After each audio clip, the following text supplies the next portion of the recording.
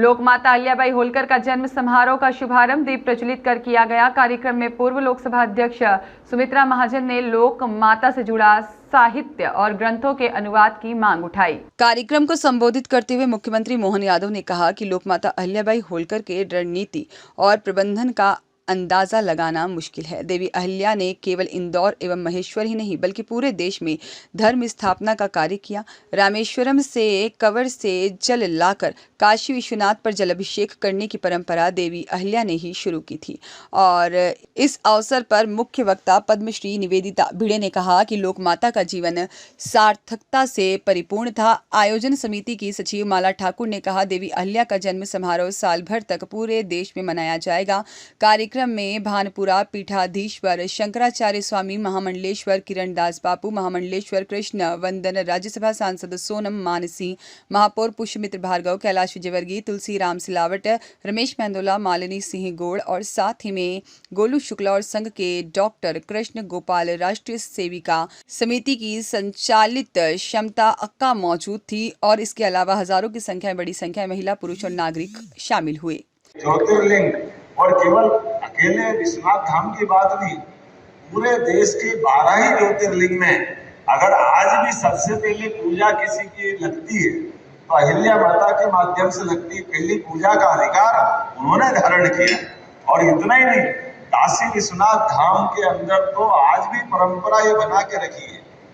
गंगा की कांवड़ यात्रा तो समझ में आती, लेकिन रामेश्वरम से प्रतिदिन जल आकर के विश्वनाथ धाम का जलाभिषेक करेगा, ये परंपरा आज भी बनाना ये आश्चर्य की बात है। आपने कई सही कहा कि कोई शासन की सुव्यवस्था कैसी हो सकती। आज वाहन साधन से रामेश्वरम आज भी दूर है, लेकिन उस समय से लगाकर निरंतर प्रतिदिन कांवड़ यात्रा आएगी और रामेश्वरम का जल हमारे बाबा विश्वनाथ पे चढ़ेगा। मैं तो उज्जैन में आता हूँ, हमारी सावन की एक समय की सवारी राजमाता जी के नाम पर है। उज्जैन के कदम कदम पर कई होलकर का बाग, होलकर के मंदिर, राम लक्ष्मण का मंदिर, लगातार ये 3000 से सकता हूँ।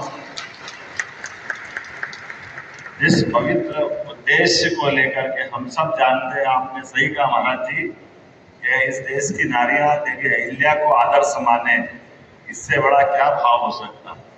इसी को मैं बढ़ाते हुए थोड़ा कहता हूँ कि हमने भारत माता को देखा नहीं, केवल कल्पना की कि हमारे अपने देश की भारत माता इस भारत की संस्कृति को, सनातन संस्कृति को अनादिकाल से दुनिया में भारत की विशिष्ट पहचान बना करके भारत के लोगों की अलग से पहचान बनाती।